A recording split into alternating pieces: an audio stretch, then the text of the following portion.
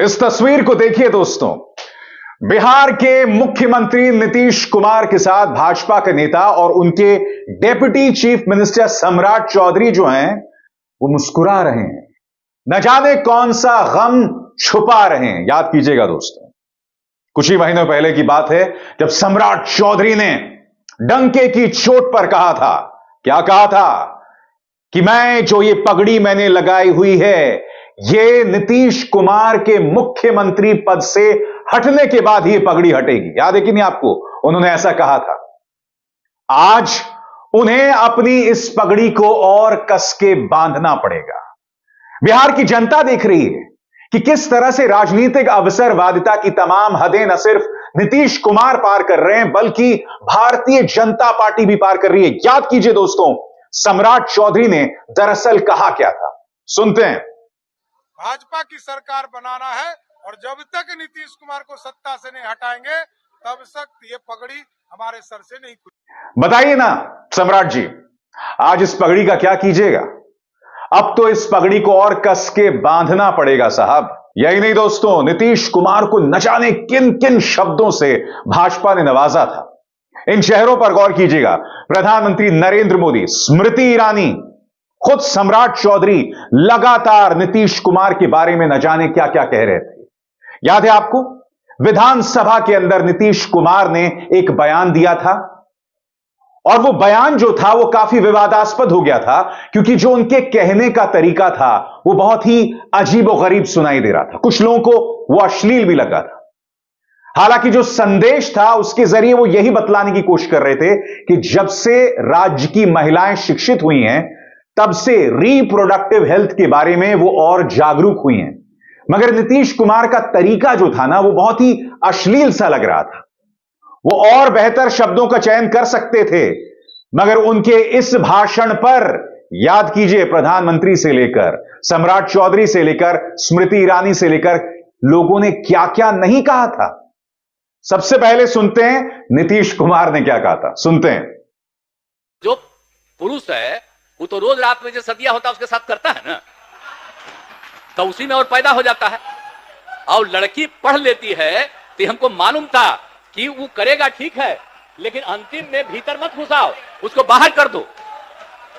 करता तो है तो उसी में आप समझ लीजिए संख्या घट रही है। जी हां, सुन के आपको यह बयान बहुत ही वाहियात लगता है। और याद कीजिएगा, चुनावी सभा में प्रधानमंत्री नरेंद्र मोदी ने इसका जिक्र किया था। सामने महिलाएं बैठी थीं और कहा था कि इंडिया गठबंधन के एक नेता ने महिलाओं का अपमान किया और फिर वो महिला सम्मान की बात करने लगे। वैसे तो आपकी पार्टी का बहुत लंबा चौड़ा इतिहास है। बलात्कारी राम रहीम को आपकी पार्टी पैरोल पर रिहा करती है। बृजभूषण शरण सिंह के खिलाफ चार्जशीट दाखिल होने के बावजूद पार्टी से नहीं निकाले जाते हैं। कुलदीप सिंह सेंगर हो, स्वामी चिन्मयानंद हो, उनके खिलाफ पार्टी की नरमी सब जानते हैं। मगर मैं सुनाना चाहूंगा दोस्तों, प्रधानमंत्री ने क्या बातें कही थी। कोई कल्पना नहीं कर सकता है ऐसी भाषा में बद्दी बातें की। कोई शर्म नहीं है उनको। इतना ही नहीं, इंडिया अलायंस का एक भी नेता माताओं बहनों के इतने भयंकर अपमान के खिलाफ एक शब्द बोलने के लिए तैयार नहीं हुआ। मैं फिर आपसे सवाल पूछना चाहता हूं, प्रधानमंत्री ने जो ये बात कही, ये राजनीतिक अवसरवादिता है या नहीं? सिर्फ इसलिए क्योंकि आपको जनता दल यूनाइटेड के साथ सत्ता में आना है तो आप अपने स्वाभिमान के साथ इतना बड़ा समझौता करेंगे? स्मृति ईरानी आखिरकार दहाड़ी थी महिला सम्मान पर। वैसे खामोश रहती हैं जब राम रहीम की बात आ जाए, बृजभूषण शरण सिंह की बात आ जाए, कुलदीप सिंह सेंगर की बात आ जाए, स्वामी चिन्मयानंद की बात आ जाए, मगर यहां पर वो बोली थी। सुनिए क्या कहा था स्मृति ईरानी ने। मुझे इस बात का खेद भी, इस बात का आक्रोश भी, और अंग्रेजी में एक शब्द है डिस्गस्ट, कि नीतीश कुमार इंडिया अलायंस के संस्कारों का परिचय देते हुए देश की महिला के बारे में जिस प्रकार से अभद्र बात बोल चुके हैं उसका 24 घंटा बीत गया अब तक। आज आज उसी नीतीश कुमार को गले लगा लिया गया है। मगर क्या हमें इस पर हैरत में पड़ना चाहिए? क्या यह अचरज में पड़ने वाली बात है? बिल्कुल नहीं है दोस्तों। आजाद भारत के इतिहास में राजनीतिक अवसरवादिता को नए आयाम दिए हैं भारतीय जनता पार्टी ने।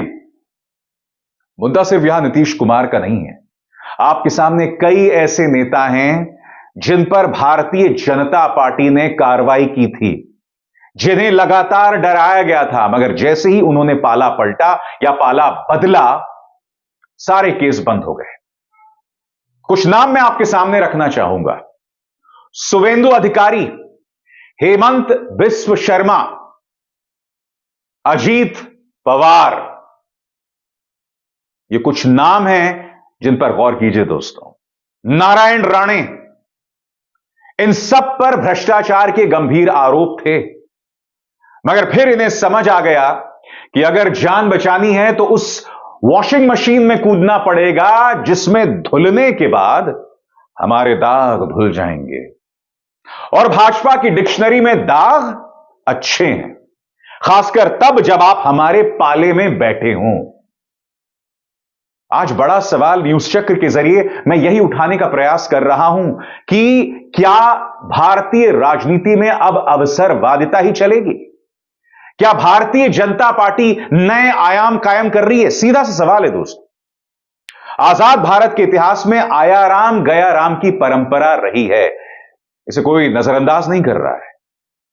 मगर भारतीय जनता पार्टी जो नैतिकता की बात करती है, पार्टी विद डिफरेंस की बात करती है, आज पूरी तरह से एक्सपोज्ड है। क्योंकि दिखाई दे रहा है कि जिस नीतीश कुमार को आपने लगातार ताने मारे थे, गालियां मारी थी, उन्हें महिला विरोधी तक बताया था, आज वो एक बार फिर मुख्यमंत्री बन गए हैं गठबंधन के। ये भारतीय राजनीति का सबसे न्यूनतम स्तर है दोस्तों, सबसे न्यूनतम स्तर। इन्हें लगता है कि जीत के लिए जरूरी है कि किसी के साथ भी हाथ मिला लिया जा सकता है। विचारधारा नाम की कोई चीज नहीं है दोस्तों। मैं बार बार कहता रहा हूं कि भारतीय जनता पार्टी से मुकाबला करने के लिए आपका दामन होना होगा पाक साफ। अगर आपके बैंक अकाउंट्स में, अगर आपकी अलमारियों में कोई गहरे राज नहीं है, तभी आप भाजपा से मुकाबला कर सकते हैं। और आज की तारीख में वही राजनेता टिके हुए हैं जिनका दामन कथित तौर पर पाक साफ है। कथित शब्द का मैं इसलिए इस्तेमाल कर रहा हूं दोस्तों, क्योंकि भविष्य में क्या हो सकता है हम नहीं जानते हैं, किसका क्या राज सामने उभर कर आए हम नहीं जानते हैं। मगर स्वाभाविक सी बात है, कोई भिड़कर तभी लड़ सकता है जब उसे पता है कि आप मुझे बदनाम तो कर सकते हो, मगर आखिरकार जब तथ्यों की बात आएगी, जब मामला अदालत पहुंचेगा, तब आपके पास कोई सबूत नहीं है, मगर हां प्रचार है। और जैसे कि अंग्रेजी में कहा भी गया है, the process is the punishment, यानी कि जो प्रक्रिया है जिसमें आप पर आरोप लगाए जाते हैं, आपके खिलाफ प्रचार चलता है, वही सजा बनकर रह जाता है। और यहां पर सवाल सिर्फ राजनेताओं का नहीं है। आपके सामने ढेरों मिसालें हैं जहां जो पत्रकार सत्ता से सवाल करते हैं उन्हें अनर्गल केसेस में फंसाया जाता है, प्रोपेगेंडा चलाकर। आपने एक प्रोपेगेंडा चला दिया, मगर जनता तक हकीकत नहीं पहुंचने देते हैं आप अपनी गोदी मीडिया के जरिए। मगर ये लगातार चीजें होती रहती हैं। आपको क्यों लगता है कि कई पत्रकार आज की तारीख में सत्ता के सामने नतमस्तक हैं? क्योंकि इनमें से कुछ ऐसे पत्रकार हैं जिन्हें आपने 100 करोड़ की वसूली करते हुए देखा है, छुपे हुए कैमरे में। वो तिहाड़ जेल भी गए थे। आपको क्या लगता है अगर ऐसे पत्रकार भाजपा से सवाल करना शुरू कर दें तो फिर उनका अगला पता क्या होगा? स्वाभाविक सी बात है, दोबारा तिहाड़ जेल जाना पड़ेगा। तो पत्रकारों में भी ऐसा ही है। जो पत्रकार आज की तारीख में नतमस्तक हैं, वो जानते हैं कि जिस दिन वो सत्ता से सवाल करना शुरू कर देंगे, उसी दिन तमाम सरकारी विज्ञापन बंद हो जाएंगे। तमाम जो एडवर्टाइजर्स हैं, कंपनीज हैं, उन पर दबाव बनाया जाएगा कि इस चैनल पर विज्ञापन देना बंद करो। तो आधे से ज्यादा पत्रकार अवसरवादी हैं, जिनका अपना एक आपराधिक इतिहास है, और उसके बाद वो हैं जो मजबूर हैं, जिन्हें अपनी रोजी रोटी कमानी है। आज की तारीख में आपके सामने सत्ता से सवाल करने का मादा हर किसी में नहीं है, यह ताकत हर किसी में नहीं है। यही वजह है कि पत्रकार नतमस्तक है। यही वजह है कि कई राजनेता जो हैं विचारधारा के साथ समझौता करके भाजपा की गोद में जाके बैठ जाते हैं।